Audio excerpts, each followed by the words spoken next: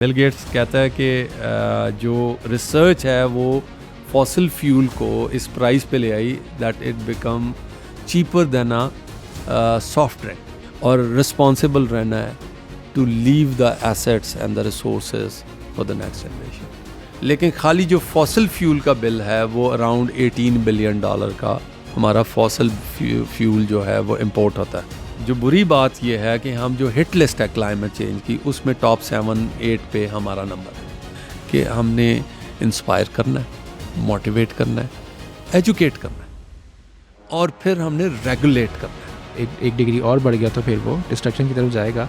सो वो बार बार ये क्लेम करते हैं कि अगर ये ग्लोबल वार्मिंग बढ़ेगी तो हम डिस्ट्रक्शन की तरफ चले जाएंगे, ग्लोबल डिस्ट्रक्शन हो जाएगी, पूरी दुनिया जो है वो तबाह हो जाएगी।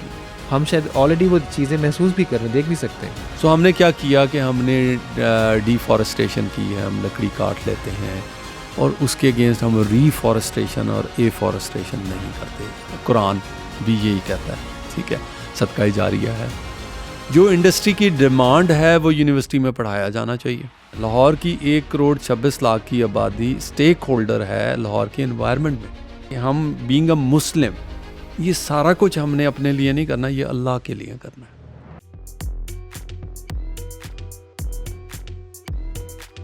Assalamu alaikum everyone. I am your host Wasif Hussain and I welcome you to another podcast in the Tangent series जहाँ पे हम डिज़ाइन से रिलेटेड चीज़ें डिस्कस करते हुए आए हैं। Today we have someone who is part of fashion industry, not at just at a designer level, but he has a really broader view of things.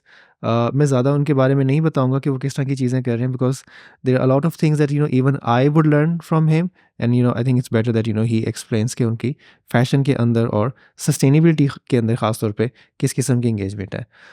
अस्सलाम वालेकुम। वालेकुम सलाम, कैसे हैं वासिफ? मैं ठीक ठाक, आप कैसे हैं? जी शुक्र अल्हम्दुलिल्लाह। Thank you so much doctor Ayaz साहब आज हमारे ज्वाइन करने का। It's is a player basically, जो आपकी ये जो प्लेटफॉर्म है which is providing an opportunity for everyone. लेकिन मुझे ये लगता है कि जो मेरा पैशन है उसमें that can play a bigger role, because जितनी जल्दी हम लोगों को सस्टेनेबिलिटी पे ट्यून इन करेंगे उतनी जल्दी सबका फ़ायदा है। बिल्कुल ऐसे ही। आप थोड़ा सा अपनी करंट एंगेजमेंट के बारे में बताएंगे, क्योंकि जब मैंने आपका प्रोफाइल देखा देयर वाज माशाल्लाह so many things that I saw and I thought कि मैं आपसे रिक्वेस्ट करूंगा कि आप बता दें कि अभी जी आप किस देखें, जो मैं अभी जो मेरी करंट पोजीशंस हैं वो एक तो बिज़नेस है, जिसका मैं डायरेक्टर हूँ and I am working as a lead marketing और डिज़ाइन की एक्टिविटीज़ को हेड कर रहा हूँ। और वो विमेन वेयर है जो मैं कॉन्ट्रैक्ट मैन्युफैक्चरिंग करते हैं, वी सप्लाई इंटरनेशनली और विमेन वेयर बनाते हैं और पिछले 25 साल से हम यही काम कर रहे हैं। We have our own brand called Reet, जो हमने यहाँ पे रिटेल स्टोर्स थे, हम स्टार्टेड इन 1994 और फिर देन वी हैड 11 आउटलेट्स। 2002 में हम फिर इंग्लैंड मूव हुए, तो when we started in England we took a different model और वो मॉडल था ऑनलाइन सेल्स के ऊपर। Then we started working with some retailers और देन वी रियलाइज़ कि यार जब आप काम कर रहे हो तो आपको बहुत सारी अपॉर्चुनिटीज़ आती हैं, तो उनमें से हमने we took this opportunity to take a contract manufacturing. So हम actually basically we are a design house जो we produce and deliver to the end user, जो हमारा रिटेलर है, and mostly they are the massive online sellers. So we working with अल्हम्दुलिल्लाह with some top ranking resellers जिनके साथ हमारा काम है and we are happy with that. And ये हो गया बिज़नेस जिसको आप कहते हैं कि जो आपका एक ब्रेड एंड बटर है। लेकिन once it comes to other जो पार्ट ऑफ माय जर्नी है वो that is connected with the London College of Fashion में 2010 में my company was enrolled in the centre of sustainability and that was the onset of this sustainability fever with me, because हुआ क्या कि initially we realise that we took it as a business opportunity कि is going to be another like एको या organic का जो trend चल रहा था उस वक्त कि you bring a product and you get a certain level of leverage on that, marketing में भी अच्छी रहती थी. So that was the concept. But when I realized that, so then I became passionate about it.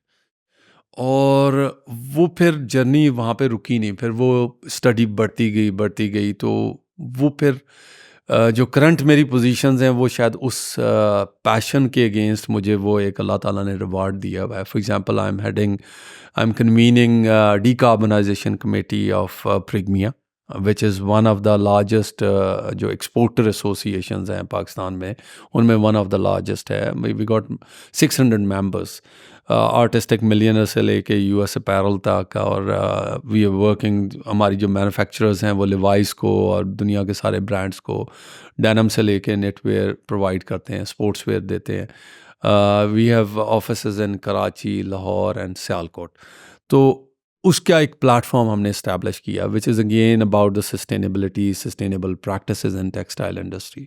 So when we actually talk about sustainability, वो connect कर जाती है मेरी दूसरी पोजीशन के साथ, which is I am working as a CEO, which is again a charity of Pakistan circular fashion council. That's based in London, but they are, जो trustees हैं और जो पीछे सारे उसके जो मेंबर्स हैं वो टेक्सटाइल डायस्पोरा है, जो फिटर्निटी है फैशन की, वो उसमें इन्वॉल्व है. और वो they working on a circular product या सस्टेनेबल फैशन के ऊपर काम कर रहे हैं या सर्कुलर फैशन के ऊपर काम कर रहे हैं. सो ये दो चीज़ों को जब मैंने इसका 2010 में शुरू किया, तो एक्चुअली जो रेवोल्यूशन आया सर्कुलैरिटी पे और आप क्या लें सस्टेनेबिलिटी पे, जो रेवोल्यूशन आया लंदन में, वो मैं उसका विटनेस हूँ. I was part of that campaigns जो वो उन्होंने स्टार्ट किया, फिर वो जो इंस्पिरेशंस थी, जो मोटिवेशंस थी, और फिर जो बाद में रेगुलेशंस आई. और अब आप देखें कि day by day the world has realised कि जो ग्रीन हाउस गैसेस हैं वो कितनी रिड्यूस करनी ज़रूरी है, और उसका इम्पैक्ट जो ग्लोबल वार्मिंग है वो कितना मैसिव है, और अगर हम उसको कंट्रोल नहीं करेंगे सो वो डिज़ास्टर में कन्वर्ट हो जाएंगे, और उसको नेट ज़ीरो पे लेकर आना है 2050 तक. So here comes United nation का जो एनवायरनमेंट डिपार्टमेंट है, वो 2-3 टर्म्स मैं अपनी डिस्कशन में बहुत ज़्यादा यूज़ करूँगा. उनमें से 2 टर्म्स हैं. एक है यूनाइटेड नेशन का एक प्लेटफॉर्म है UNFCCC. सो ये टर्म बहुत यूज़ होगी. ये यूनाइटेड नेशन का एक चार्टर है जिसको हम कन्वेंशन कहते हैं ऑन क्लाइमेट चेंज, ये उसका फोरम है. फिर एक है IPCC. ये है inter provincial, basically inter governmental panels होते हैं जो क्लाइमेट चेंज के ऊपर. ये इसमें होता है एक क्लस्टर होता है साइंटिस्ट का या स्कॉलर्स होते हैं, मोस्टली साइंटिफिक होता है. तो ये साइंटिफिक स्टडी का एक क्लस्टर होता है जिसके पास सारी तकरीबन 150 प्लस कंट्रीज़ हैं, 160-70 के करीब कंट्रीज़ हैं जिनके साइंटिस्ट इसमें पार्टिसिपेट करते हैं. They keep on doing research on green house gases, और जो अडेप्टेशन है और जो प्रोसेसेस हैं उसके ऊपर बात कर रहे होते हैं. और ये हर साल एक बेसिकली कॉन्फ्रेंस होती है जिसको हम कॉप, आपने नाम सुना होगा, अभी दुबई में हुई है, शर्म अल शेख में हुई थी. तो ये कॉन्फ्रेंस ऑफ पार्टीज़ है. 2015 में पेरिस में एक एग्रीमेंट हुआ था, सारी गवर्नमेंट्स ने डिसाइड किया था, और उसमें every nation has been involve. और ये डिसाइड किया था कि हम हर साल मिलेंगे और अपने NDCs डिफ़ाइन करेंगे, जो एक नेशनल लेवल पे हम एक टारगेट्स रखेंगे कि इतने एमिशंस को रिड्यूस करें. सो ये सारी जर्नी जो है ये कनेक्टेड है मेरी करंट जो ऑनरी पोजीशंस हैं उनके साथ कनेक्टेड है. And I love my job because this involves lot of वो जो कहते हैं कि दीन भी है और दुनिया भी है. तो मैं उसको तीसरी चीज़ ऐड करता हूँ, बल्कि इसको इस तरह देखता हूँ कि ये साइंटिफिक भी है, इकोनॉमिकल भी है और कुरानिक भी है. तो ये 3 चीज़ें, और इसकी हम फर्दर डिटेल में जाएंगे कि how we take this opportunity के to explain it to our audience, और या कंज्यूमर तक बात किस तरह पहुँचाएं. So thank you so much, for giving such a nice overview of what you've been doing. आपका अपना बिजनेस किस किस्म का है और आपकी अपनी जर्नी जो है सस्टेनेबिलिटी की और सिक्योरिटी की कहाँ से शुरू हुई. I'll get into that later. But before that, I would really love to know about your journey. As an individual. माशाल्लाह, of course, आप CEO और executive positions के ऊपर हैं. But please tell us, what was your first job when you started your career? देखें, हर एक का एक पैशन होता है. तो मैं एक्चुअली मेडिकल ग्रेजुएट हूँ, रावलपिंडी मेडिकल कॉलेज से मैंने पढ़ा है. So my first job was मेरा पैशन था ये जो वीडियो और जो एडिटिंग है Uh-huh. और म्यूज़िक. तो एक जॉब थी मैरियट्स इस्लामाबाद में. The title was entertainment officer, और 3,000 उसकी तनख्वाह थी जी. 4 घंटे की नौकरी थी. और मैं तकरीबन क्योंकि मैं पढ़ता था, सुबह मैंने यूनिवर्सिटी जाना, कॉलेज जाना, और शाम को 4 से 8 बजे का स्लॉट था मेरे पास. अच्छा, इंटरेस्टिंगली अगर आपको थोड़ा सा भी पुराना देखें, क्योंकि उस वक्त ये डिजिटल मीडिया नहीं था और सेटेलाइट नहीं थी, सो जो 5 स्टार होटल्स थे वो वीडियो चैनल्स और न्यूज़ चैनल्स चलाते थे. तो CNN और BBC वगैरह आता था, और जो मूवीज़ होती थी वो एक्चुअली आप इस्लामाबाद में सुपरमार्केट में रेडियो सिटी है, तो वहाँ we use to get it on a rental. और वो हम एक महीने के लिए वीडियोज़ लेकर आते थे, उसका एक रोटा बनाते थे उसको एडिट करके. सो वो दैट वाज माय जॉब.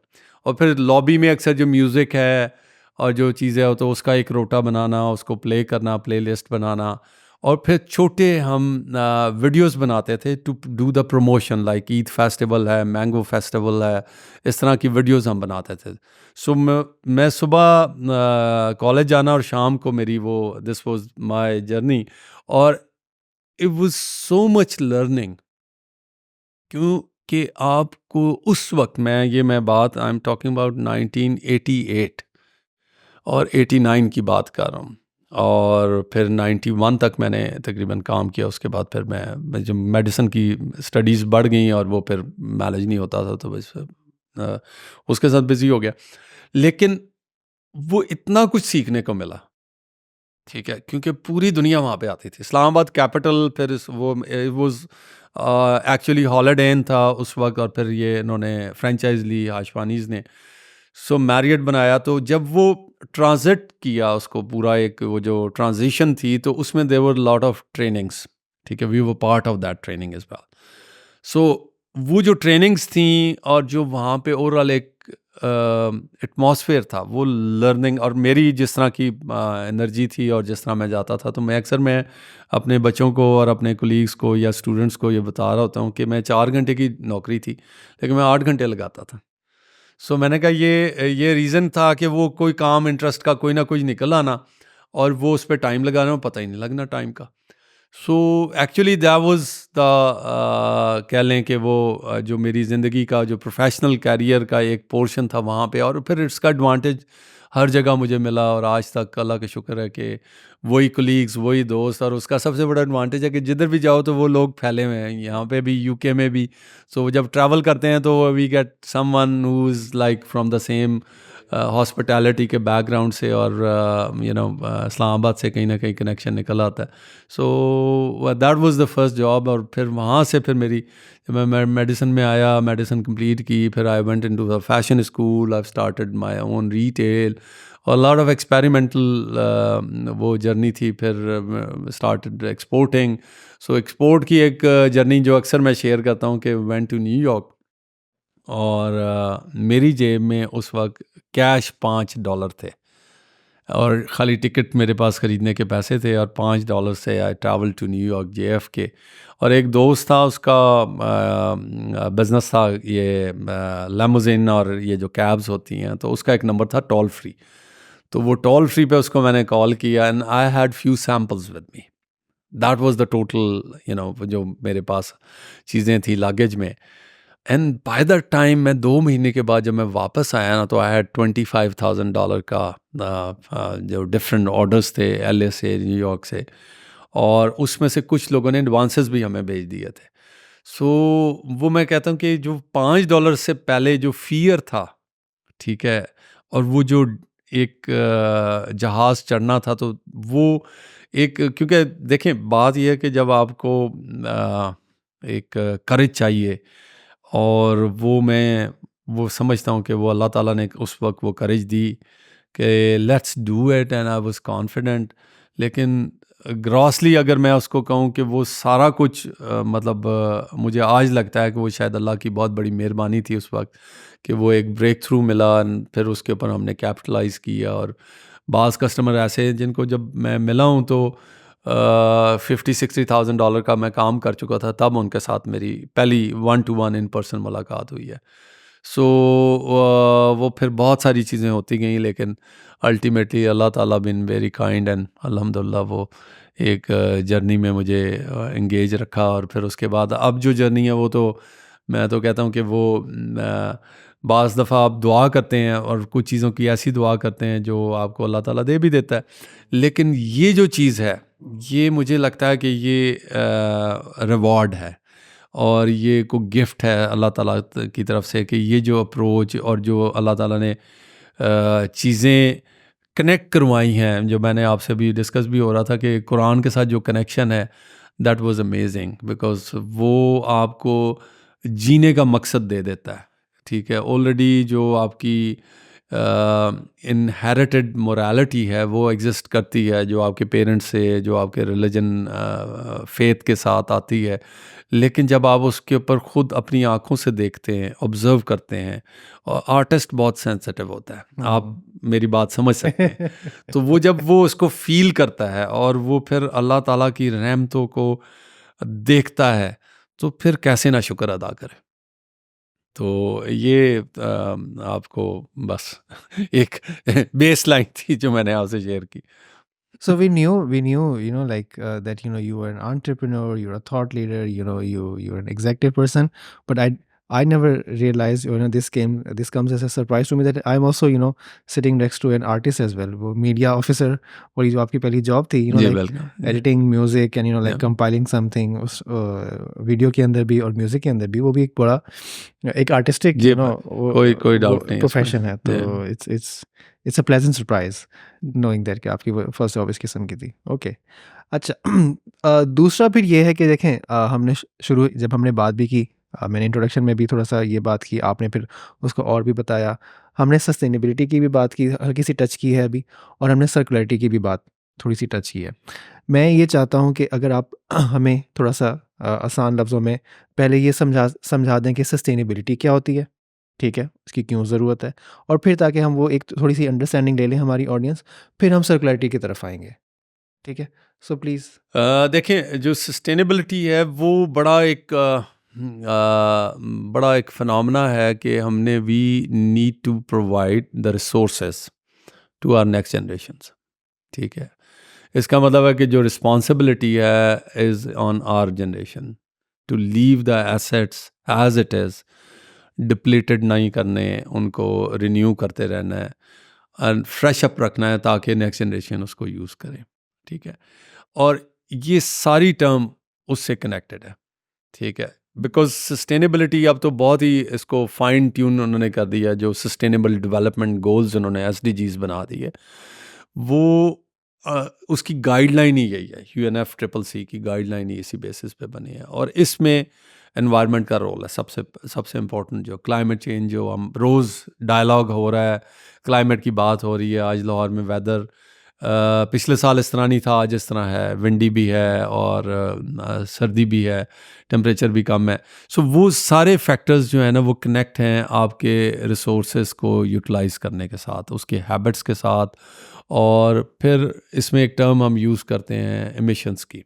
ठीक है, एमिशंस क्या है कि जो ह्यूमन एक्टिविटी है, एवरी ह्यूमन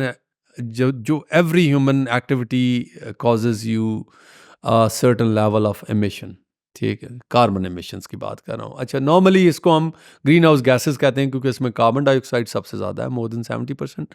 लेकिन बाकी मीथेन है, नाइट्रोजन है, बाकी और गैसेस होती हैं, वो कंबाइन क्लब करके ये क्या करता है कि ये एयर में जाता है और ये हीट को स्टोर कर लेता है, विच इंक्रीजेज द ग्लोबल टेम्परेचर। ठीक है, और वो फिर इफ़ेक्ट करती है ओजोन के ऊपर। अच्छा, पहले ये मॉडरेट था, जब प्री हिस्टोरिक अगर आप देखा जाए कि 18th सेंचुरी में जब ये इंडस्ट्री इतनी ज़्यादा नहीं थी और ट्रैवल इतना ज़्यादा नहीं था, तो इट वाज वेरी सिंपल। लेकिन जैसे जैसे ग्रीन हाउस गैसेस बढ़ती गई, आपकी मतलब एनर्जी कंजप्शन बढ़ती गई और आपका लैंडफिल बढ़ता गया, फिर आपकी एयर ट्रैवल, सी ट्रैवल, ये सारा कुछ बढ़ता गया, कंज्यूमरिज्म पूरा एक स्प्रेड कर गया। और मतलब हम we were into fashion but it was a basic fashion, लेकिन जब आहिस्ता आहिस्ता वो इम्प्रोवाइज होता गया तो वो फास्ट फैशन में कन्वर्ट हो गया। Fast fashion is disposable fashion actually. So उसमें चीपर मटेरियल्स आना शुरू हो गए, नॉन सस्टेनेबल मटेरियल्स आ गए, जिसमें अगेन उसके अगर हम डेरिवेटिव्स का ब्रेकअप लें ऑडियंस के लिए, तो वो टोटल ओवरऑल जो ग्रीन हाउस गैसेस का साइकिल है वो बड़ा इंटरेस्टिंग है कि तकरीबन 7-8% तो हीटिंग कूलिंग है, लेकिन 27% के करीब है ट्रांसपोर्ट आपकी। ठीक है, दुनिया की जो ट्रांसपोर्ट है आपकी, जो रेल भी है, जहाज़ भी हैं और बहरी जहाज़ भी हैं। और उसके बाद 32% प्लस जो है वो आपकी मैन्युफैक्चरिंग प्रोसेसेस हैं। इसमें गारमेंट मैन्युफैक्चरिंग भी है, जिसमें आपका ये बिल्डिंग इंडस्ट्री भी है, आपकी बाकी जो जितनी भी टेक्नोलॉजी से रिलेटेड मैन्युफैक्चरिंग है वो सारी ग्रीन हाउस एमिशंस करती है। उसके बाद सबसे इम्पोर्टेंट चीज़ जो रह जाती है वो है एग्रीकल्चर एंड लाइफ स्टॉक। ठीक है, जो गोश्त है, जो भैंसें हैं, जो गाय है, जो एनिमल आपकी पूरी एक क्या लें कि पूरा एक लाइफ साइकिल है एनिमल का, वो भी मीथेन और वो भी कार्बन डाइऑक्साइड और वो भी ये सारा कंट्रीब्यूट करती है। अब ये सारी एमिशंस को न्यूट्रल क्या करता है, तो दो टर्म्स हम अपनी ऑडियंस को सिखाने जा रहे हैं। एक टर्म है मिटिगेशन और एक है ऑफसेट। सो ये दो चीज़ें बड़ी इंपॉर्टेंट हैं। जो मिटिगेशन और ऑफसेट है, ये जब आपकी एमिशंस होती हैं तो आपके एक्शन से होती हैं। फिर आप कुछ एक्शन ऐसे करते हैं कि ये रिड्यूस होना शुरू हो जाएं और ऑफसेट हो जाएं। इसका मतलब है कि फॉर एग्जांपल मेरी एमिशन है से 8 टन साल की। ठीक है, तो एक तो ये कार्बन के जो वो यूज़ करते हैं, यूनिट यूज़ करते हैं, वो किलोग्राम है। और 1000 का एक टन होता है, तो हम इसको टन्स में कैलकुलेट करते हैं। For example total green house gases हैं 51 बिलियन टन्स। ठीक है, ग्लोबली।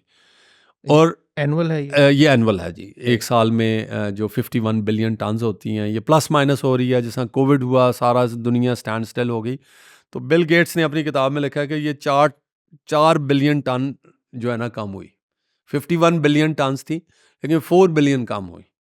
सो मेजर शिफ्ट नहीं आई, मैन्युफैक्चरिंग रुकी, ट्रैवल रुक गया, लेकिन मैसिव ये नहीं हुआ कि 50% रिडक्शन आ गई। इसका मतलब बहुत सारी ह्यूमन एक्टिविटीज़ वो कंटिन्यूड, बिकॉज उसकी अगर हम कैलकुलेट करते हैं कि उसकी रीजनिंग में क्या इम्पोर्टेंट फैक्टर है, तो उसमें फॉसिल फ्यूल जो आपका पावर ग्रिड है पूरी दुनिया का, उसमें fossil fuel is the major contributor और वो इमिट करता है। फिर फॉसिल फ्यूल के जो डेरिवेटिव्स हैं, पॉलीएस्टर्स, पॉलीमर्स और एक्रेलिक्स और डिफरेंट वेरिएशंस आ गई हैं, वो क्लोथिंग में भी यूज़ होते हैं। वो आपकी प्लास्टिक्स भी हैं, ठीक है, पॉली बैग्स भी हैं, और वो बायोडिग्रेडेबल नहीं है। सो वो सस्ता है। ठीक है, बिल गेट्स कहता है कि जो रिसर्च है वो फॉसिल फ्यूल को इस प्राइस पे ले आई that it become cheaper than a soft drink. ठीक है, तो जब सॉफ्ट ड्रिंक के कैन से सस्ता फॉसिल फ्यूल हो गया और उसके डेरिवेटिव सस्ते हो गए, तो वो शिफ्ट हो गया फैशन में भी, टेक्सटाइल में भी, और सारे कंज्यूमर में। कंज्यूमरिज्म जितना भी था उसमें प्लास्टिक की चीज़ें आ गई, और प्लास्टिक बैग्स आ गए, पॉली बैग्स आ गए, शॉपर बैग्स आ गए। और कुछ अरसे बाद वी रियलाइज़ कि यार ये तो बायोडिग्रेडेबल ही नहीं है, 1000 साल लग जाएगा, 1200 साल लग जाएंगे, और ये ओशन के लिए भी और लैंडफिल में भी हर जगह इसकी अपने साइड इफ़ेक्ट्स आने शुरू हो गए। सो वो जो एक जर्नी थी उसको हम एक सिंपल फॉर्मेट में लेकर आते हैं कि हमें ये सारी जो जर्नी है उसको कंट्रोल करना है, ठीक है, एंड दैट इज सस्टेनेबिलिटी, और रिस्पॉन्सिबल रहना है to leave the assets and the resources for the next generation, ठीक है। अब इसको कैसे करना है उसके टूल्स पे हम अगले स्टेप पे बात करते हैं। बिल्कुल जब सही है, आप बिल्कुल सही है। जी so if I quickly recap कि आपने जैसे बताया कि सस्टेनेबिलिटी के अंदर हम हमारे जो भी एक्टिविटीज़ हैं, जो हमारे एक्शंस हैं, उनके थ्रू हमारी एमिशंस का ग्रीन हाउस एमिशंस हैं, कार्बन एमिशंस हैं, आपने बताया। और आपने ये भी बताया कि हम उसको मिटिगेशन की भी कुछ चीज़ें जी हैं और मिटिगेशन करते हैं, ऑफसेट भी हम उसको कर ऑफसेट भी कर सकते हैं। सकते हैं। जी तो क्या ऐसे है कि फॉर एग्जांपल जो भी मेरे डेली के एक्शंस हैं या मेरे वीकली की एक्टिविटी है, उनका कोई हर एक्शन का कोई कार्बन फुटप्रिंट जी होगा? बिल्कुल ऐसे ही इवन हम ये जो बात कर रहे हैं, एक ईमेल है उसका भी एक कार्बन फुटप्रिंट है, और जो हम बात कर रहे हैं यहाँ पे आए हैं, कम्यूट करके आए हैं, ये जो बिजली है ये इसका सोर्स है। फॉर एग्जांपल पाकिस्तान की बात करता हूँ, मोर देन 30% हमारा रिन्यूएबल एसेट है जो हाइड्रो पावर है, और बाकी 65% के करीब करीब हमारा फॉसल फ्यूल है। सो एक्चुअली फॉसल फ्यूल को अगर हम देखें तो वो हमारा इम्पोर्टेड फॉसल फ्यूल है। कुछ पाकिस्तान में भी होता है लेकिन मेजर हमारी इम्पोर्ट है। और जो हमारा हेफ्टी बिल है वो थोड़ा सा बता दूं, क्योंकि अपैरल इंडस्ट्री है, फैशन इंडस्ट्री है, तो वी आर द वो मार्केट प्लेस है, हम सप्लाई चेन का हिस्सा हैं दुनिया की फैशन इंडस्ट्री का। सो उसमें 19 पॉइंट समथिंग अपैरल का और टेक्सटाइल का बिलियन डॉलर्स का हमारा एक्सपोर्ट है। लेकिन खाली जो फॉसल फ्यूल का बिल है वो अराउंड 18 बिलियन डॉलर का हमारा फॉसल फ्यूल जो है वो इंपोर्ट होता है, ऑलमोस्ट द सेम। सो आप देखें कि कितना बड़ा एक बिल है जो हमारी इकानमी में, और वो इंडिविजुअल एक एक कंज्यूमर की पॉकेट से जाता है, ठीक है। और अगर हमारे हैबिट्स ठीक हो जाएं, चीज़ें हो जाएं, तो 10 से 15% तो हम नेक्स्ट डे से सेव करना शुरू कर देंगे। फॉर एग्जांपल मैं आपको एग्जांपल देता हूँ कि बेस लाइन अगर हम एक डिफरेंट डिजिटल टूल्स हैं जिसमें हम वी कैन कैलकुलेट कि हमारा जो कार्बन फुटप्रिंट कितना है, एनुअली कैलकुलेट करें, 12 महीने का बिजली का बिल डालें, गैस डालें, और आपका ट्रैवल डालें, आप अपनी हैबिट्स डालें, फार्मा कितना यूज़ करते हैं, क्लोथिंग कितनी यूज़ होती है, फूड पे कितना खर्च होता है, तो एक हैबिट्स का प्रीसेट है, तो एक जेनेरिक आपके पास फुटप्रिंट निकल आएगा। जो कि बड़ी एक इंटरेस्टिंग बात है कि जो 51 बिलियन की मैंने आपसे एमिशंस की बात की, तो उसमें जो पाकिस्तान का कंट्रीब्यूशन है वो लेस देन 1% है। लेकिन जो बुरी बात यह है कि हम जो हिट लिस्ट है क्लाइमेट चेंज की, उसमें टॉप 7-8 पे हमारा नंबर है। इसका मतलब है कि हमारे एमिशंस कम हैं लेकिन हमें हिट ज़्यादा होगा। जब भी कोई क्लाइमेट चेंज आएगी तो उसमें जो डिज़ास्टर होगा उस एरिया में हम रेड जोन में हम आते हैं, ठीक है। सो इसका मतलब है कि हमें रेजिलियंस बनानी है, हमने एमिशंस को रिड्यूस करना है, लेकिन वो ग्लोबल बाकी नेशंस ने भी करना है, लेकिन हमारे पास भी है। लेकिन हमने उसकी जो एक उसकी प्रोटेक्शन अपने लिए, अपने लोगों के लिए क्रिएट करनी है, वो उसमें सबसे पहले है कि हमने इंस्पायर करना है, मोटिवेट करना है, एजुकेट करना है, और फिर हमने रेगुलेट करना है, ठीक है। सो सबसे पहले अगर मैं एक जेनेरिक आपको रेफरेंस दूं कि इंटरनेशनली अब शॉपिंग जो मॉल्स हैं अगर आप उसको देखें तो शाम को 7-8 बजे बंद हो जाते हैं, 7 बजे मैक्सिमम बंद हो जाते हैं, वीकेंड पे शायद 8 बजे तक, 9 बजे तक खुले होते हैं। सो अर्ली वो डे लाइट को यूज़ करते हैं, और मैक्सिमम डे लाइट यूटिलाइज करके बहुत थोड़े टाइम के लिए वो एनर्जी डिपेंडेंट होते हैं जो ग्रिड के ऊपर होती है। सो एक लाइफस्टाइल ये है कि जो पाकिस्तान में रिटेल का स्ट्रक्चर है वो लेट खुलता है और लेट बंद होता है। सो खाली टाइमिंग ही उसके रीशफल कर दें और उसको हम हैबिट को चेंज कर दें तो थोड़ा अर्ली आ जाएं और अर्ली क्लोज कर लें। सो आपको तो ज़रूरत भी है। देखें, आपको ये सारा बोरो करना पड़ता है जो आप इंपोर्ट बिल है आप लोगों से लेते हैं, आप IMF से लेते हैं, आप बाकी वर्ल्ड बैंक से लेते हैं, आप बाकी लोगों से जितने भी बैंकिंग चैनल्स हैं और दोस्त हैं, कंट्रीज़ हैं, उनसे आप बोरो करते हैं। सो वो इम्पैक्ट आपका 10 से 15% straight away by changing your habits, ठीक है। लेकिन वो हैबिट इस तरह नहीं होगा कि आप नोटिफाई कर दें, आपको डायलॉग क्रिएट करना है, आपने बात करनी है, आपने लोगों को इसके गुड पॉइंट्स और बैड पॉइंट्स डिक्लेयर करने, उनको एक अंडरस्टैंडिंग क्लियर करनी है। जब ये इसका ट्रिकल डाउन इफेक्ट होगा तो ओवरऑल पूरी कंट्री पे इम्पैक्ट आएगा। फिर जब आप एमिशंस कैलकुलेट कर लेते हैं, फॉर एग्जांपल जिस तरह मैं बात आपसे कर रहा था कि एमिशंस हम कैलकुलेट करते हैं, तो किसी चीज़ को कम करना है तो आपको पहले पता होगा कि यार एमिशंस कितने, फिर कम करोगे ना। तो अगर मैं कहता हूँ कि मेरे एमिशंस हैं 8 टन या 11 टन, तो मैंने देखना कि उसको ऑफसेट करने के लिए मैं क्या कर सकता हूँ। मैं उसको देखता हूँ कि यार मेरी एनर्जी कहाँ से लगती है। अगर फॉसिल फ्यूल है तो मैं सोलर पे शिफ्ट हो जाऊँगा, सो उसका ROI भी बड़ा अच्छा है। अभी मैं बिजनेसेस की बात नहीं कर रहा, मैं प्राइवेट हाउस होल्ड की बात कर रहा हूँ। ठीक है, जब हम बिजनेसेस में आते हैं तो बिजनेसेस का जितना depending on the industry, for example सरिया बनाने की इंडस्ट्री के एमिशंस बहुत ज़्यादा होंगे, जो सीमेंट बनाती है उसके ज़्यादा होंगे। ठीक है, लेकिन जो अपैरल इंडस्ट्री है उसकी जो अगर बेस लाइन देखें तो जो उसका स्टिचिंग यूनिट है उसकी एमिशंस इतने ज़्यादा नहीं होंगे। ज़्यादा एमिशंस होंगे टेक्सटाइल में, जो फाइबर की जनरेशन है उसके एमिशंस या वाटर जो फुटप्रिंट है वो उसका ज़्यादा होगा, उसका प्रोसेसिंग पे बहुत ज़्यादा होगा, उसकी लॉजिस्टिक पे बहुत ज़्यादा होगा। सो जब ये क्लब करते हैं तो हम इसको जब क्लब करते हैं तो हमारे पास एक एग्रीगेट नंबर आ जाता है। अब नंबर में हमारे पास 3-4 ऑप्शंस आती हैं ऑफसेट करने के लिए। ऑफसेट में ये आता है कि हम उसका एनर्जी ग्रिड जो है वो चेंज करें, उसको रिन्यूएबल एनर्जी पे ले जाएं, मशीन्स को हम रीडिज़ाइन करें, एफिशिएंट करें, ताकि वो उसको हम एनर्जी ऑडिट कहते हैं। उसका थर्मल ऑडिट भी होता है कि आपकी जो बॉयलर्स हैं, जो प्रोसेसेस हैं, उनको किस तरह शिफ्ट करें। फॉर एग्जांपल कोल का बॉयलर अगर एक चल रहा है तो कोल ज़्यादा एमिट करेगा, तो उसको हम गैस पे ले जाएं और या बायोफ्यूल पे ले जाएं या बायोगैस पे ले जाएं। सो वो आहिस्ता आहिस्ता वो नेट ज़ीरो की तरफ शिफ्ट हो जाएगा। अच्छा, ये सारा इसलिए ज़रूरी है कि ये बार बार IPCC और UNFCCC ने ये बार बार हर साल, अभी रिसेंटली दुबई में 2000 जो COP28 थी दुबई में, ये ख़त्म हुई है।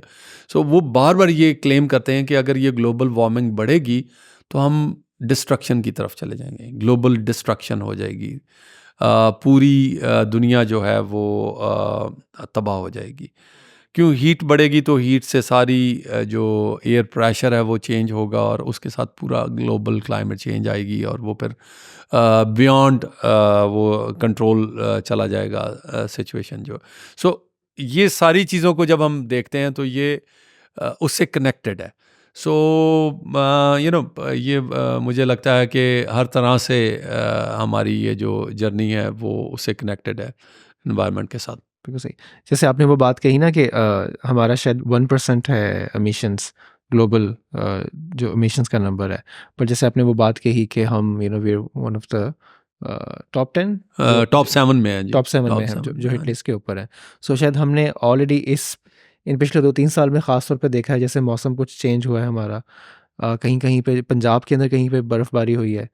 हमारे ऑफ कोर्स फ्लड्स तो आते ही थे, लेकिन वो फ्लैश फ्लड्स जो हैं वो उनकी फ्रिक्वेंसी आना शायद ज़्यादा हो गई है। हमारे नॉर्थ में शायद अब वैसी वैसी थोड़ी ठंड के भी शायद सीज़न थोड़ा-सा इफ़ेक्ट हुआ है।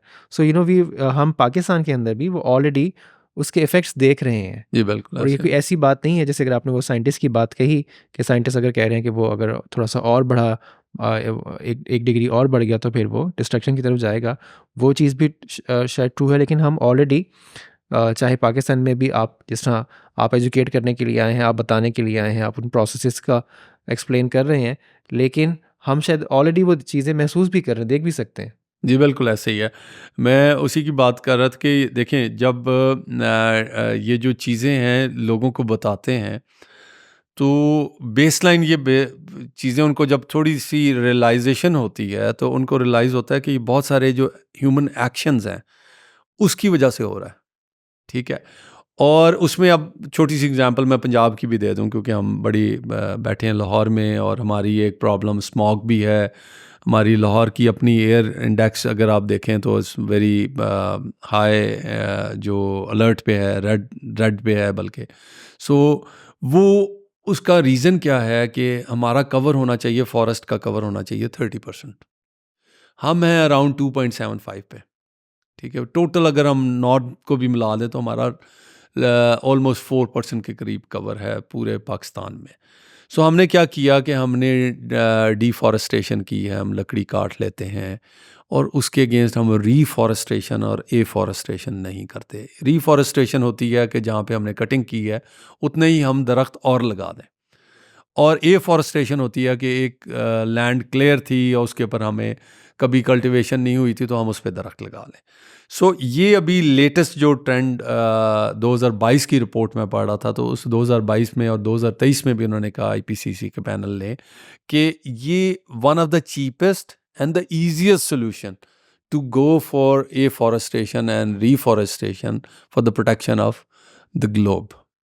This is the cheapest and the best solution, ये दे हैव आइडेंटिफाई। बिकॉज देखें दरख्त लगाने में कितना आपका लगेगा, और जब हमने इसको और थोड़ा सा देखा तो हमें ये पता लगा क्योंकि हम अभी गवर्नमेंट कॉलेज यूनिवर्सिटी के साथ लाहौर के साथ काम कर रहे हैं, तो उनके बॉटनी डिपार्टमेंट के साथ, एग्रीकल्चर डिपार्टमेंट के साथ और सस्टेनेबल डेवलपमेंट स्टडी सेंटर है उनके साथ काम करें। सो जब हमने इसको सारी नॉलेज को हमने बैठ के डिस्कस किया तो ये एक दरख्त 15 किलोग्राम के करीब कार्बन सिक्वेस्ट्रेशन करता है। अब कार्बन सिक्वेस्ट्रेशन क्या है, इट्स अ टर्म, लेकिन मैं उसको आसान लफ्ज़ों में बताता हूँ कि जो फोटोसिंथेसिस होती है, जो सूरज की रोशनी के साथ आपके पत्ते, दरख्त के पत्ते कार्बन डाइऑक्साइड को एब्जॉर्ब कर लेते हैं, उनकी बाय प्रोडक्ट है ऑक्सीजन। लाहौर में हमें क्या चाहिए? ऑक्सीजन, ठीक है। सो वो बाय प्रोडक्ट ऑक्सीजन है, फिर उसके बाद वो बायोडाइवर्सिटी देता है। जो फल या फूल है वो नीचे गिरता है और उस पर परिंदे, कीड़े और जो इसको हम फ्लोरा एंड फौना कहते हैं, तो वो एक पूरा सब्जेक्ट है जो बायोडाइवर्सिटी क्रिएट करता है। और अल्टीमेटली जो कार्बन डिपॉजिट्स हैं वो ग्राउंड के अंदर, रूट्स के अंदर डिपॉजिट हो जाते हैं, वो ज़मीन में चली जाती हैं। तो जो डायरेक्ट कैप्चर का मैकेनिज़्म है, जो डायरेक्ट कार्बन कैप्चरिंग है, वो DSC उसको हम यूज़ कर रहे हैं, जो लेटेस्ट टर्म यूज़ हुई है और उस पर रिसर्च भी हो रही है कि वो एयर से कार्बन कैप्चर करते हैं through the machines. It's very expensive technique जो अब जिस पे अभी रिसर्च हो रही है।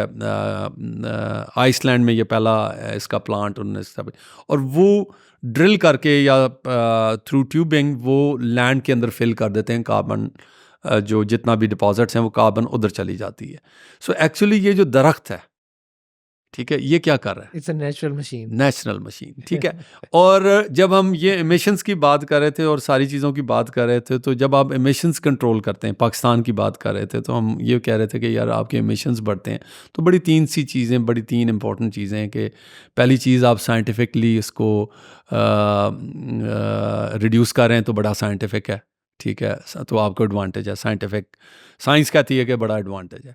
दूसरा, आपकी जेब पे बर्डन, इंपोर्ट बिल कम होता है, आपकी जो इकनॉमिक्स है वो बेहतर होती है, तो इकनॉमिक एडवांटेज है। और तीसरा बड़ा एडवांटेज, बीइंग अ मुस्लिम, कुरान भी यही कहता है, ठीक है, सदका जारिया है। सो आप देखें कि आपकी विन विन पोजीशन है और हम तीनों चीज़ों को लेके साथ चलते हैं, तो this is advantage for the Mankind. Thank you so much again. आपने जिस तरीके से सस्टेनेबिलिटी के बारे में बताया, आपने बताया कि मतलब it's responsible usages of our resources, हमारे एक्शंस की आपने बात की। फिर आपने हमें ये भी बताया कि एमिशंस क्या होती हैं, और आपने ये भी बताया कि ऑफसेट कैसे कर सकते हो, उसकी मिटिगेशन कैसे हो सकती है, जैसे आपने ट्री की एग्जांपल दी। ठीक हो गया। अच्छा, एक चीज़ मेरे ज़हन में ये अब आपसे, आपने जब इतना बताया ना पाकिस्तान के बारे में, कि अगेन हमारा 1% है शायद, जी, less than 1%। Less than 1% contribution, और हम शायद उस तरह की स्टेज के ऊपर हैं कि हमने शायद फुली इंडस्ट्रियलाइज नहीं किया। जी बिल्कुल, ठीक हो गया।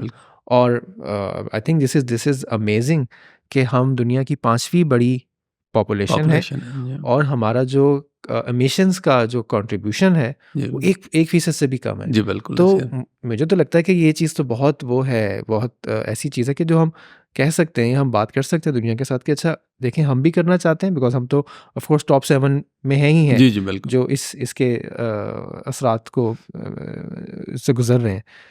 लेकिन मेरे ख्याल से वही जो अगर हम एक कलेक्टिव जो हमारी एफर्ट भी है, जो हमने एक्शंस जो एक्शंस आप ड्राइव करना चाह रहे हैं, वो एक्शंस भी हैं, लेकिन ये जो एक नैरेटिव बन सकता है पाकिस्तान का, जी बिल्कुल, कि देखें, लुक एट अस, कि हम एक, ठीक है, we are mostly an aggregating country, but हम इंडस्ट्रियलाइज भी कर रहे हैं। बट हम जिस तरीके से अगर कार्बन फुटप्रिंट को अभी तक हमारा है, उसको अगर हम आगे इसी तरीके से लेके जाएंगे, तो मे बी शायद हम दुनिया को एक अपने साथ इंगेज कर सकते हैं? जी, मैं देखें आपको एक एग्ज़ाम्पल देता हूँ, बांग्लादेश की एग्ज़ाम्पल देता हूँ। हमारा हिस्सा था, फिर आज़ाद हो गया, फिर उनका अपना, लेकिन ना वहाँ पे कॉटन होती है, ठीक है, ना वहाँ पे इंडस्ट्री थी, ठीक है। अब इस वक़्त वो one of the largest producer हैं अपैरल इंडस्ट्री के लिए, ठीक है, और वो स्पेशली डेनिम और नेटवेयर के लिए मशहूर हो गए, ठीक है। वो जर्नी कैसे थी, ठीक है, बिकॉज उनके पास तो बहुत सारे डिसएडवांटेजेस थे, लेकिन उन्होंने फोकस कर लिया। One word which defines the success of Bangladesh as a nation is the word focus. और उन्होंने अपैरल, उनका 50 बिलियन प्लस है, ठीक है। मैं नंबर्स की बात करता हूँ ना, क्योंकि देखें हम नंबर्स की बात कर रहे हैं, तो 50 बिलियन प्लस है। They are targeting total export 100 billion की, ठीक है। हम 50 बिलियन से क्रॉस नहीं कर रहे, और वो क्या ठीक कर रहे हैं और हम क्या गलत कर रहे हैं। ये तो हो गया हमारे अपने लेवल पे एक, जिसको कहते हैं कि हमसे बाद में हुए। अब हम यूरोप की एक एग्जांपल देते हैं।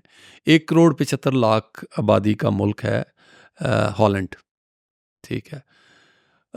वो उनकी एक्सपोर्ट है $650 बिलियन, ठीक है। और आप देखिए कि वो क्या बेच रहे हैं और वो क्या ठीक कर रहे हैं, हम क्या गलत कर रहे हैं। सो एक दफ़ा इसी तरह, क्योंकि मेरे टीचर हैं डच, तो उधर उनके साथ बैठे हुए थे, तो ये बात हुई, तो मैंने ये सेम क्वेश्चन किया कि what exactly you doing right and what are we are doing wrong, so if you can tell me. So he say one word, he said patent. Patent इसका मतलब है कि टेक्नोलॉजी पे रिसर्च करते हैं उसको पेटेंट करते हैं और उसकी फ्रेंचाइज आगे दे देते हैं। पूरी दुनिया उनके पेटेंट पे, उनकी फ्लाई, उनकी वेजिटेबल, उनका मिल्क, उनकी बाय प्रोडक्ट्स मिल्क की, वैल्यू एडेड प्रोडक्ट्स, उनकी टेक्नोलॉजी, वो उसको स्केल करते हैं और पूरी दुनिया को बेच रहे हैं, ठीक है। छोटा सा मुल्क है, 20% ऑफ द पाकिस्तान का जितना कवर्ड एरिया, उसका 20% लैंड है उनका, ठीक है। और आबादी मैंने आपको बता दी। सो इसका मतलब है कि जो सक्सेस है is via universities, research, research, innovation, innovation, new ठीक है, आइडियाज एंड देन पेटेंट। ठीक है, पेटेंट। अच्छा, अब क्या पाकिस्तान में इस तरह का काम है? पाकिस्तान में यूनिवर्सिटीज़ हैं, सारा कुछ है। हम उसको इस एंगल से देखते थे पहले कि यार यूनिवर्सिटी खुद अपनी एक एंटिटी पे काम कर रही है, गवर्नमेंट अपनी एंटिटी पे काम करे, बिजनेसेस है। लेकिन एक्चुअली यूनिवर्सिटी को किस तरह काम करना है कि उसने क्लब करना है इंडस्ट्री के साथ। जो इंडस्ट्री की डिमांड है वो यूनिवर्सिटी में पढ़ाया जाना चाहिए, और जो यूनिवर्सिटी में पढ़ाया जाएगा ऑब्वियसली वो अलाइन होगा जो इंडस्ट्रियल और जो फ्यूचर की इनोवेशंस होंगी।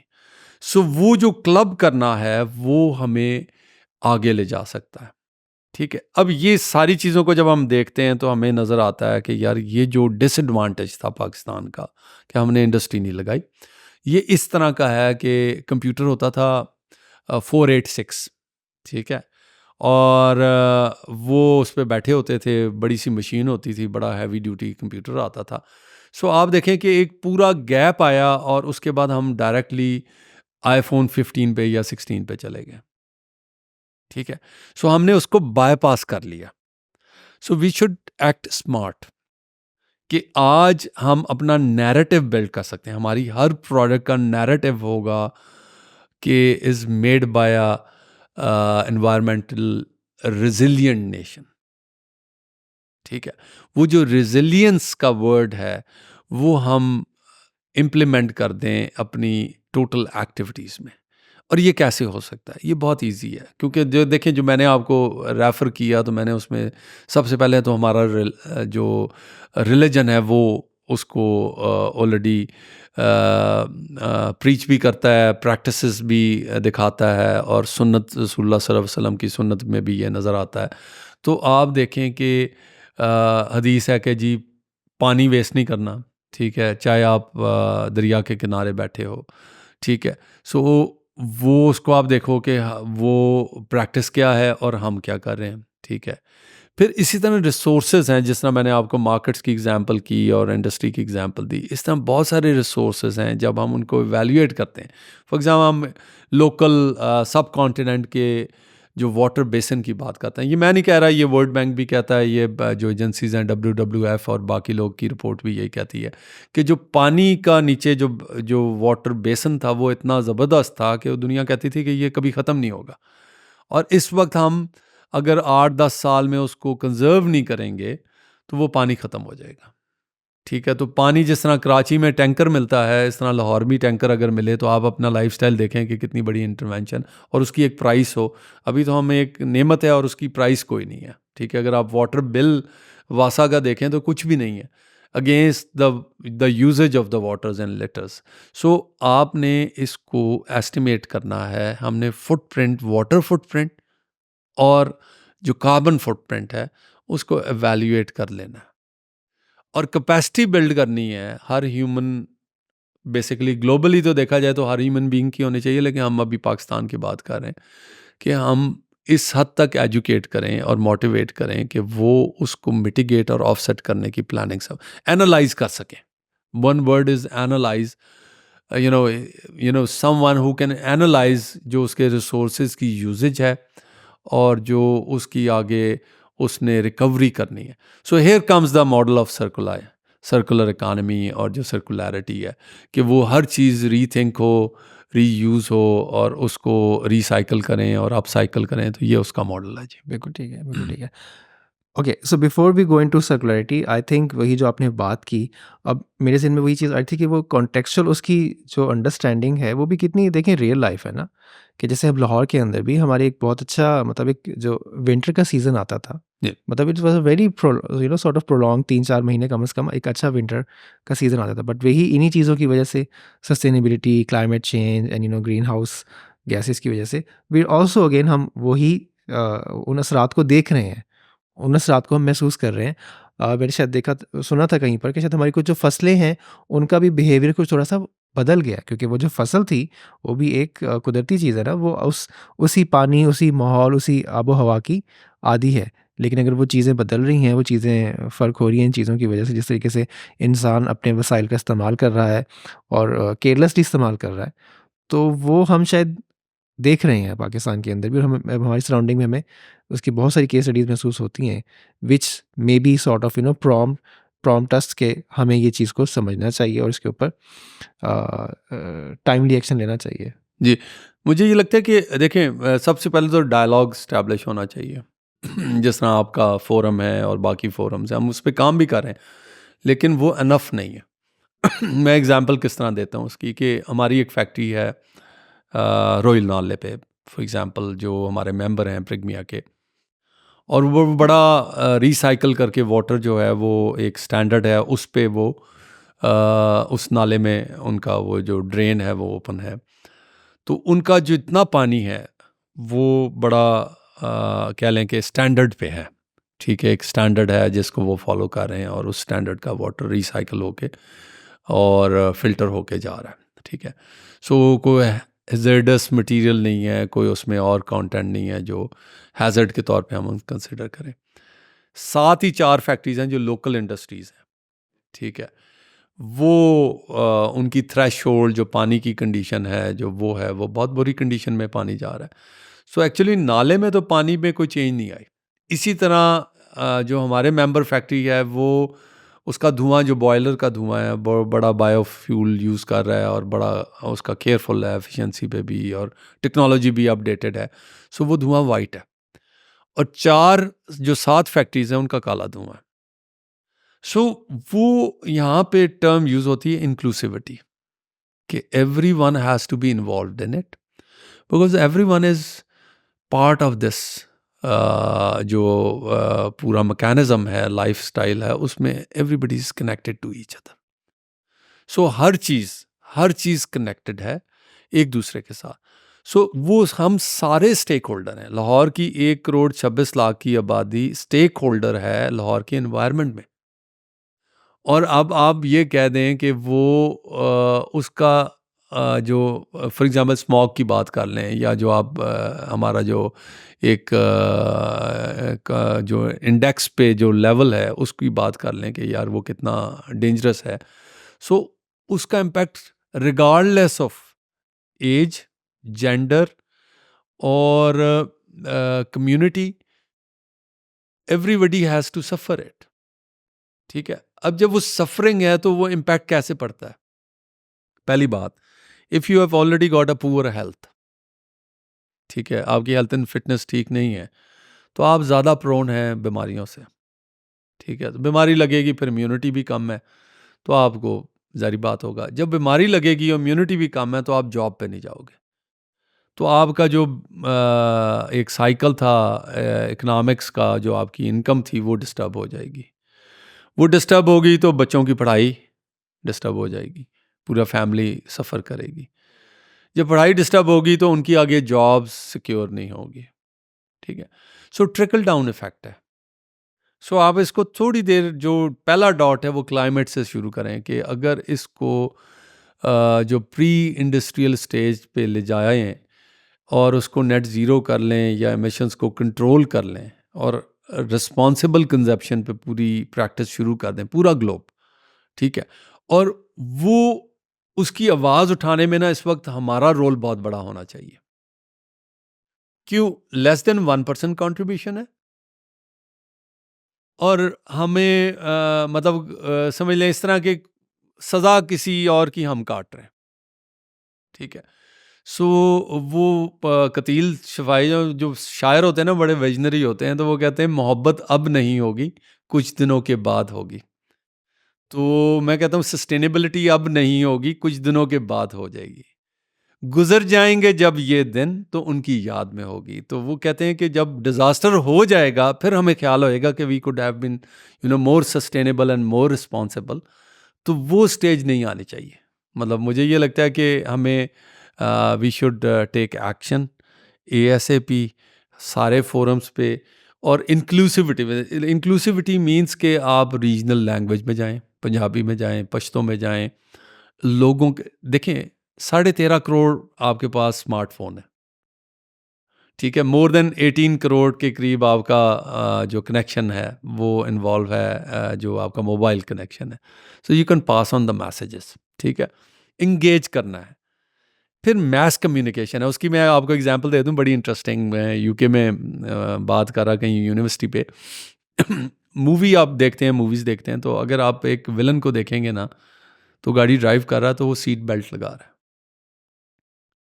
ठीक है, वो क्राइम करने जा रहा है प्रॉब्ली, या उसका कोई एक्शन है, एक्सीडेंट करना है, या कहीं पे कुछ भी करने जा रहा है evil, but he is responsible health and safety and is actually for his own health and safety and the rest of the system.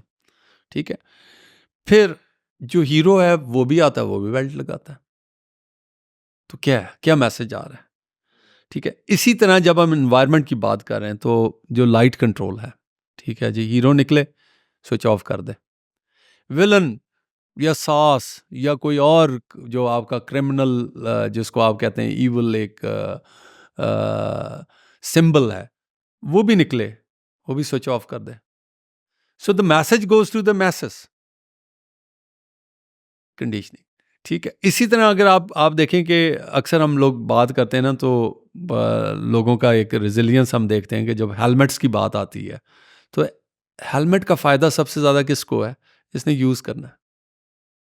ठीक है, गवर्नमेंट को कोई फ़ायदा नहीं है।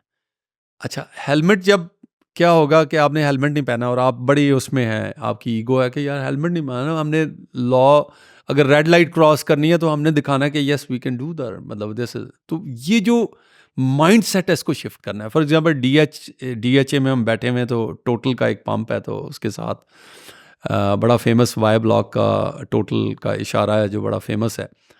तो अक्सर उसमें जो लेन है, जब इशारा बंद होता है और जब इशारा खुलता है, तो आपको पता है 2 लेन्स होती हैं, एक आने वाले की और एक जाने वाले की। तो जो जाने वाली की लेन होती है वो आने वाली लेन में भी घुस जाती है, उन्हें थोड़ी सी जल्दी होती है। ठीक है, अब ये माइंड सेट है। क्यों? थोड़ा सा पेशेंस। जब मैं ये लर्निंग थी मेरी ना 2010 में, मैंने जैसे आपसे जिक्र किया, तो मुझे जो मेरे ट्यूटर्स थे उस वक्त, उन्होंने कहा कि this is very difficult policy, you need lot of patience, सब्र।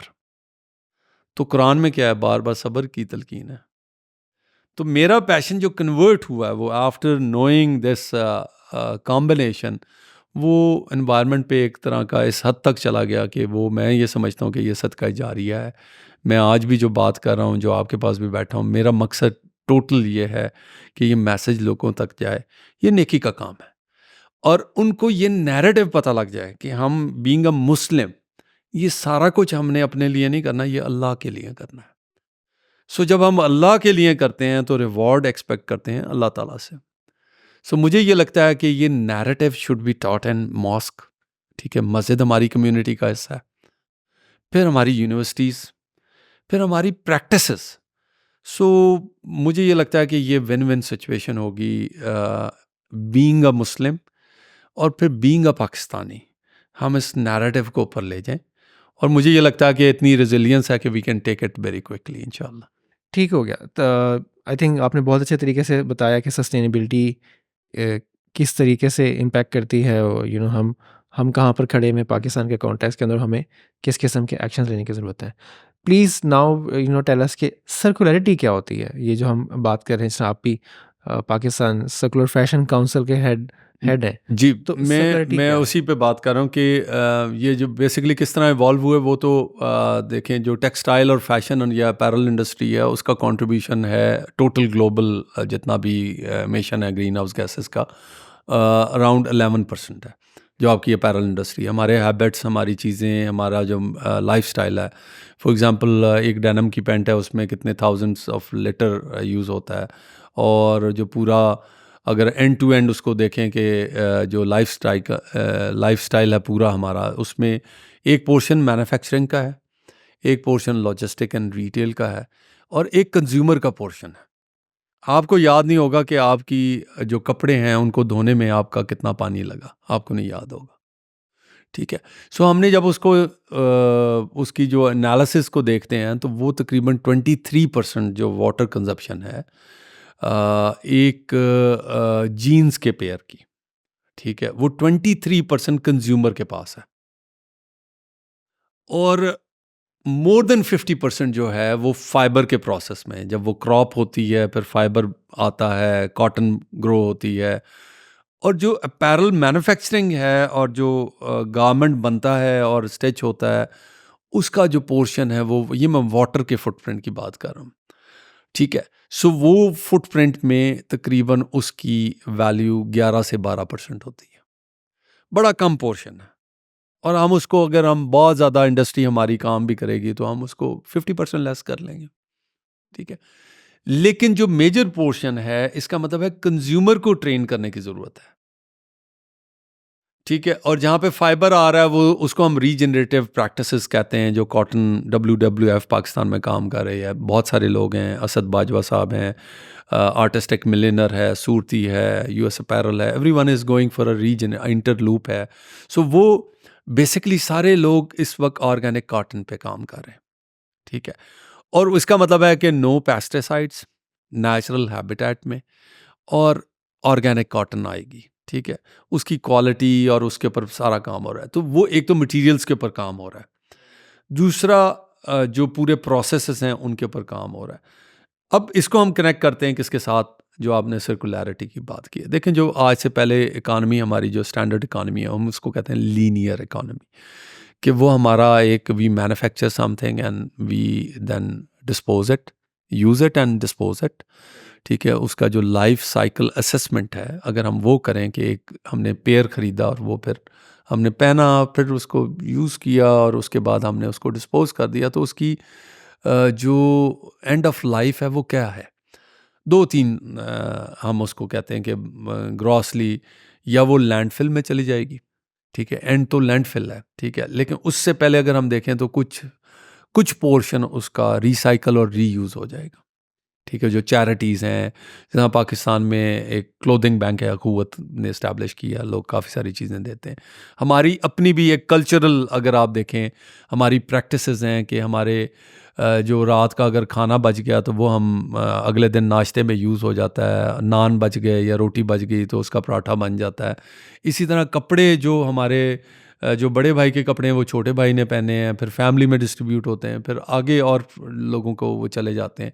सो वो रीयूज़ हो रहा होता है, कहीं ना कहीं पे रिसाइकल भी हो रहा होता है। इसी तरह आपने रज़ाइयों का जिक्र किया कि कॉटन की रज़ाइयाँ हमारी एक प्रैक्टिस है। सो हर साल वो, मुझे याद है कि जब मेरी दादी जो हैं वो निकालती थी और हर साल वो, तो हम उस पे खेलते थे, जंपे लगाते थे, क्योंकि काफ़ी सारी इकट्ठी बड़े से बक्से से निकलती थी। तो वो दोबारा से रिफ़्रेश होती हैं और उसको ठीक करके उसको यूटिलाइज़ करते हैं। तो वो जो पुराना कॉन्सेप्ट था ना लैंडफिल का और सारी चीज़ें, तो लीनियर वो इकोनॉमी। जी, जो लीनियर इकोनॉमी, वो बेसिकली क्या कॉन्सेप्ट है कि आप शिफ्ट हो गए हैं फास्ट फैशन की तरफ, क्योंकि मैं ज़रा फोकस इस वक्त अपैरल और फैशन टेक्सटाइल इंडस्ट्री से कनेक्ट करता हूँ। सो आपका डिस्पोजेबल फैशन है और आप फास्ट फैशन कर रहे हैं, आप चीज़ लाते हैं, उसको पहनते हैं और उसको डिस्पोज कर देते हैं। सो ending up into lot of landfill. ठीक है। सो जो सर्कुलैरिटी का मॉडल है वो ये कहते हैं कि वेस्ट शुड बी ज़ीरो। ठीक है। फॉर एग्जांपल हम अपनी प्रैक्टिसेस इंग्लैंड में देखते हैं कि 3 बिन्स हैं वहाँ पे हर घर के आगे। एक है बायोडिग्रेडेबल वेस्ट, वो बायोडाइजेस्टर्स में जाती है या वो उसकी खाद बन जाती है, वो यूज़ हो जाती है बायोडिग्रेडेबल। ठीक है, यानी कि जो ऑर्गेनिक वेस्ट जी, होता है, ऑर्गेनिक वेस्ट हो गई, सब्जी मिल सब्जी गई हो गए, वगैरह, ठीक है। उसका इसी वेस्ट। तरह कुछ आपकी प्लास्टिक्स हैं, मेटल्स हैं। प्लास्टिक अलग उसमें जाती है, मेटल्स, टिन, ग्लास अलग जगह जाता है। सो 3-4 चीज़ें हैं। फिर इसी तरह आपके उनके क्लोथिंग बैंक्स हैं, चैरिटीज़ हैं, ठीक है। सो आई थिंक अगर मैं इसको कनेक्ट करूं कि आपको एक स्टेज थी कि हमारे पास पॉवर्टी एलिवेशन पे चैरिटीज़ थी। हमारा अपना इस्लामिक कल्चर भी है कि जिसमें नो पॉवर्टी या ज़ीरो पॉवर्टी के लिए जब हम ज़कात का और सदक़ात का और चैरिटी का ज़िक्र करते हैं या खैरात का ज़िक्र करते हैं। सो एक तो ये फिनोमेना इस्लाम का हमारे साथ ऑलरेडी कनेक्टेड है। लेकिन अगर आप रीमॉडल करें, आज के दौर में हम कोई 10 के करीब नई चैरिटीज़ बनाएं और उसमें इन चीज़ों को एड्रेस किया जाए, तो लोगों को एक फॉर एग्ज़ाम्पल हम रीडिज़ाइन, जो हम सर्कुलैरिटी की बात करते हैं, तो उसमें सबसे पहले चीज़ जो आपके प्रोसेसेस हैं वो रीडिज़ाइन होने हैं। आपका गारमेंट रीडिज़ाइन होना है कि वो मिनिमम वेस्ट करे कटिंग के ऊपर, कटिंग टेबल के ऊपर। सो वो आप उसको देखेंगे कि आप वो किस तरह रीडिज़ाइन कर सकते हैं।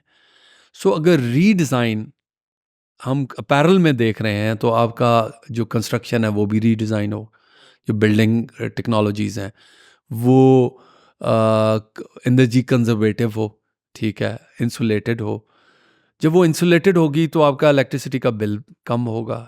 जब बिल कम होगा तो आपका इंपोर्ट बिल कम होगा और ग्रीन हाउसेस गैसेस भी कम होंगी, ठीक है। इसी तरह जब आपने जो आपकी बाइंग हैबिट्स हैं उसको आपने रीथिंक करना है। जब आपने रीथिंक करना है तो आपने देखना है कि कौन सी एनर्जी एफिशिएंट चीज़ें हैं वो आपने लेनी है, कौन सी लॉन्ग टर्म यूज़ की चीज़ें हैं वो आपने लेनी है। तो आप उसको रीथिंक करेंगे, आप उसका प्रोसेस है एनालाइज करेंगे बिफोर योर परचेजिंग, जो आपकी प्रैक्टिस है उससे पहले। ये बिजनेसेस के लिए भी है, ये प्राइवेट हाउस होल्ड के लिए भी है। एक घर फॉर एग्जांपल 5 लोग रहते हैं या 4 लोग रहते हैं, 2 माँ बाप हैं या उनके बुजुर्ग हैं और साथ 1-2 बच्चे हैं। सो आप एक फैमिली यूनिट को कंसिडर करें कि वो उसकी एनर्जी एमिशंस कहाँ से हो रही हैं, ग्रीन हाउस गैसेस जो है वो कहाँ से आ रही हैं। सो उसका मेन बिजली का बिल या गैस का बिल है या ट्रांसपोर्ट है, ये 3 चीज़ें, या फिर उसकी जो टेक्सटाइल जो प्रोडक्ट वो कंज्यूम कर रहा है उसके ऊपर आती हैं। सो आप इसको लूप में अगर हम लेना शुरू करें तो दिस इज कॉल्ड सर्कुलैरिटी और that is called zero waste model, कि everything should be reutilize. For example मैं आप एग्जांपल जर्मनी की भी आपको देता हूँ कि अभी हमारे इसी तरह पैनल डिस्कशन थी, तो ईगाटेक्स का एक इवेंट था सस्टेनेबिलिटी वीक, उसके ऊपर हम काम कर रहे थे। सो उसने रेफरेंस दिया कि हमारा एक रेगुलेटरी लॉ है जो हर होटल अपना पानी रीयूज़ और रिसाइकल करता है। सो उनको फ्रेश वाटर नहीं मिलता, बल्कि वो जितना पानी एक उनको दिया हुआ है तो वो उस पूल के साथ कनेक्टेड होते हैं। इसी तरह अक्रॉस द बॉर्डर अगर हम प्रैक्टिसेस देखते हैं तो वहाँ पे आपको इंडस्ट्री लगाने के लिए बोर नहीं कर सकते आप, आपको सीवेज वाटर लेना है और उसको रीयूज़ करना है, रिसाइकल करना है। सो इन अ वे जो सर्कुलरिटी है वो सस्टेनेबिलिटी से कनेक्टेड है, सस्टेनेबिलिटी अप्रोच जो हमें चाहिए। Circular economy it's a new sort of approach, a new sort of thinking कि हम अपने रिसोर्सेज को किस तरीके से यूटिलाइज कर सकते हैं, चाहे वो प्रोडक्ट्स हैं, चाहे वो सर्विसेज हैं, या जो भी हमारा नेचुरल मटेरियल्स का जो भी कंजम्पशन है। क्या ऐसी ही बात है?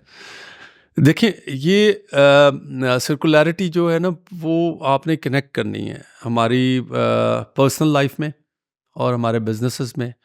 और इसका मॉडल मैं आपको बताऊं कि जिस तरह डच ने अभी 2019 में एक सर्कुलर डिस्ट्रिक्ट लॉन्च किया, तो उन्होंने एक पूरे डिस्ट्रिक्ट को मॉडल बनाया गवर्नमेंट लेवल पे, बिजनेसेस के साथ क्लब करके, यूनिवर्सिटीज़ के साथ।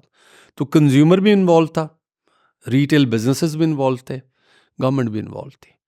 सो उन्होंने उसका पूरा एक मॉडल किया कि हमारा जो वेस्ट है वो कितनी है, उसको हम कहाँ पे रीयूज़ कर रहे हैं। उसमें वाटर वेस्ट, ठीक है, वो रीयूज़ हो रहा है। फिर आपका जो आपकी हाउस होल्ड की वेस्ट है, वो बिजनेसेस की वेस्ट है। फॉर एग्जाम्पल टेक्सटाइल इंडस्ट्री है, आपकी डाइज की, केमिकल्स की, ठीक है, आपकी जो कटिंग वेस्ट है, थ्रेड की वेस्ट है, रॉ मटेरियल की वेस्ट है। So everything is connected to the circularity. तो ये उसके साथ कनेक्ट हो गया। ओके, ओके, बिल्कुल ठीक हो गया। Thank you so much, thank you so much, जितने पैशनेट तरीके से आपने हमें सारा कुछ शेयर भी किया, समझाया भी। Now I can say, I can understand why you said कि आपको वो सस्टेनेबिलिटी फीवर हो गया था। एंड आई होप कि a lot of us catch that fever from you, and we start talking about sustainability, not just talking about sustainability, we start acting on those things that जो आपने point out किए हैं कि वो किस किस तरीके से हो सकते हैं। But it definitely was a great learning for me, and definitely I think audiences के लिए भी वो अच्छी होगी। Thank you so much. Thank you so much for inviting me, giving me the opportunity. और अल्लाह ताला ये कबूल करे। थैंक यू, बिल्कुल ठीक है। Thank you so much, thank thank you. You so much.